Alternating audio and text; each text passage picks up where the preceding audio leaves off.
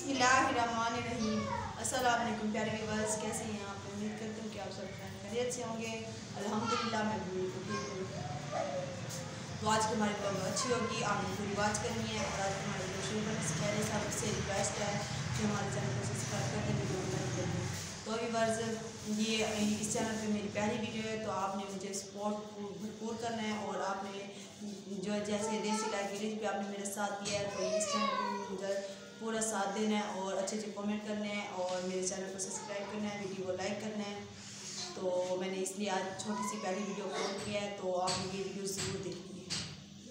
तो मैं मम्मी के घर आई हूँ, तो आप देख सकते हैं मैं मेरे घर में हूँ।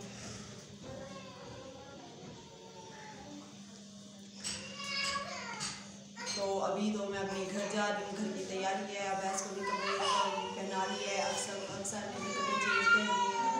तो अब हम जाएंगे अपने घर जला।